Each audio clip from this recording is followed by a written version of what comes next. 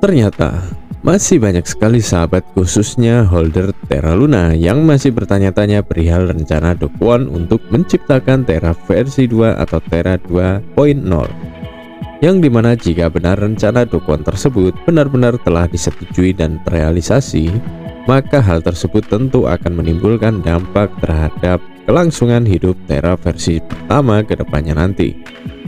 Kira-kira seperti apa dampak yang akan ditimbulkan Terra versi 2 terhadap Terra versi 1 jika benar-benar terjadi Terra versi 2 tersebut telah ter-ACC dan terkoordinasi oleh tim pengembang ke validator pada tanggal 27 Mei mendatang, serta faktor apakah yang membuat Do Kwon lebih memilih membuat keputusan untuk hard fork serta enggan mempertimbangkan saran dari CEO Binance maupun Vitalik Buterin. Penasaran? Mari kita cari tahu.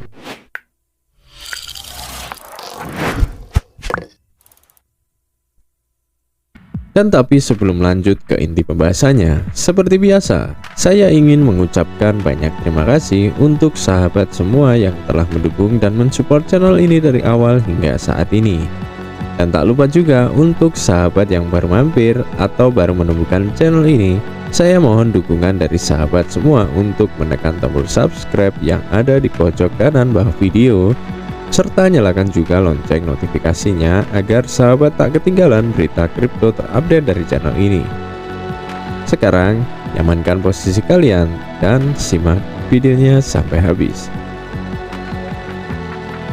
Ya, seperti yang pernah saya ulas di video saya sebelumnya, untuk menyelamatkan ekosistem Terra Luna yang sekarang ini sedang diambang kehancuran, Do Kwon selaku developer Terra Luna telah mengajukan proposal yang bertujuan untuk merecovery koin Terra Luna tersebut.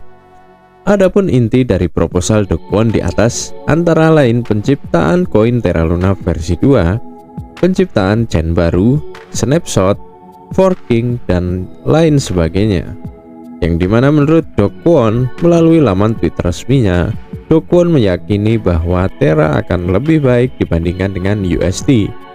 Namun alih-alih mendapatkan dukungan, pertanyaan tersebut malah justru menimbulkan pro dan kontra di antara para komunitas dan juga investor-investornya, termasuk juga dengan Chang Peng Zhou, CEO Binance, dan juga Vitalik Buterin, developer atau pendiri koin Ethereum. Menurut mereka, pergantian Terra versi 1 menjadi Terra versi 2 tersebut tak akan menyelesaikan masalah, malah justru akan menambah masalah baru karena semakin hilangnya kepercayaan investor terhadap koin Terra Luna. Dan jika benar proyek Terra versi 2 tersebut sudah benar-benar terrealisasi, maka sudah bisa dipastikan nantinya akan menimbulkan beberapa kerugian dari para investor retail. Terlebih investor-investor yang telah melakukan entry ketika Luna masih berada di titik tertingginya atau pada saat Luna belum mengalami penurunan, yang dimana penurunan Terra Luna tersebut hampir menyentuh presentasi 100%. Menurut pandangan CEO Binance dan juga Vitalik Buterin, seharusnya yang dilakukan Do Kwon untuk menstabilkan dan merecovery harga Luna kembali adalah dengan melakukan buyback UST dan memburning Luna dalam skala besar, yang dimana hal tersebut akan jauh lebih efektif dibandingkan dengan membuat hard fork ataupun menciptakan Terra versi 2. Namun mungkin keputusan Do Kwon untuk hard fork tersebut disebabkan oleh kondisi finansial dari tim LFG dan Do Kwon saat ini yang memang tak memungkinkan untuk melakukan burning dalam skala besar. Menurut pernyataan LFG, cadangan Bitcoin dengan jumlah awal sebesar 80.394 Bitcoin tersebut telah dikeluarkan atau dijual untuk membuyback USD beberapa hari yang lalu. Adapun sisa cadangan yang dimiliki tim LFG per video ini dibuat diantaranya terdiri dari 313 Bitcoin, 39.914 BNB, 1,9 juta AVEX, 1,8 miliar USD, serta yang terakhir terdapat sekitar 222.700.000 koin Luna, yang dimana 99% dari koin tersebut telah dipertaruhkan dengan validator. Dan jikalau di total nilai perkiraan dari semua sisa cadangan yang dimiliki tim LFG di atas hanya tersisa sekitar 82 juta US dollar saja, yang artinya cadangan LFG tersebut telah menyusut 97,4% dari jumlah total cadangan awal 3,18 miliar US dollar dan telah menyusut menjadi 82 juta US dollar. Mungkin karena faktor itulah mengapa Do Kwon lebih memilih mengambil tindakan untuk hard fork dan menciptakan Terra Luna versi 2 dibandingkan dengan mengikuti saran CEO Binance dan juga Vitalik Buterin untuk melakukan pembakaran koin Terra Luna versi 1.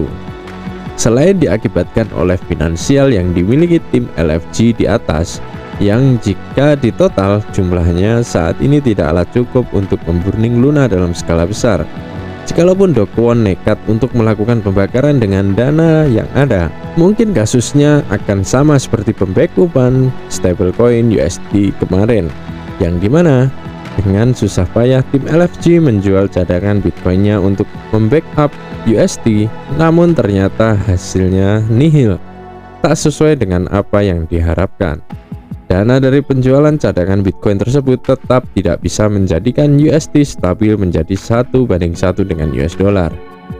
Tapi ngomong-ngomong, bicara perihal proposal yang diajukan Do Kwon di atas, adapun ringkasan atau inti dari proposal terkait rencana peluncuran ekosistem Terra versi 2 tersebut diantaranya, hard fork Terra akan menjadi rantai baru tanpa stablecoin algoritmik, yang nantinya untuk Luna versi terbaru atau Luna V2 tersebut akan berdiri sendiri, yang artinya Terra Luna versi 2 ini tak lagi menggunakan stablecoin algoritmik ataupun USD. Untuk Terra lama atau Terra versi 1 akan disebut dengan Terra Classic atau Luna Classic. Sedangkan Terra baru atau Terra versi 2 akan disebut dengan koin Terra atau Luna. Yang sama halnya seperti antara ETH Classic dengan ETH yang kita kenal saat ini, serta juga antara BTT dan BTTC. Kemudian, jikalau nantinya proposal ini telah disetujui, maka baik para pemegang Luna Classic, pengguna Luna Classic, pemegang USD sisa dan juga pengembang aplikasi Terra Classic akan mendapatkan airdrop berupa alokasi token dari Terra Luna versi 2. Terra Luna versi 2 itu sendiri nantinya memiliki jumlah total supply sebanyak 1 miliar token, dengan tokenomic antara lain 25% untuk kumpulan komunitas, 1% alokasi darurat, 4% pengembangan penting, 35% dialokasikan untuk semua Luna terkait ataupun tidak terkait, 10% untuk pemegang Luna, dan 25%-nya lagi dialokasikan kepada para pemegang USD untuk snapshot. Bagi yang bertanya perihal apakah nantinya jika Terra Luna versi 2 tersebut benar-benar ter-ACC dan resmi diluncurkan, bagaimana nasib koin kita di dalam Luna versi 1 atau Luna Classic tersebut? Apakah aman ataupun tidak? Menurut saya pribadi, kemungkinan masih aman jikalau antara Luna versi 1 dan Luna versi 2 tersebut masih dalam satu blockchain atau jaringan, dan juga tergantung dari keputusan exchange yang bersangkutan, apakah mendukung ataukah tidak ketika nanti Terra Classic telah berpindah ke Terra versi 2. Jadi bagaimana pendapat sahabat? Apakah sahabat setuju dengan diluncurkannya Terra Luna versi 2 atau Terra 2.0 tersebut? Coba tulis komentarmu di kolom komentar.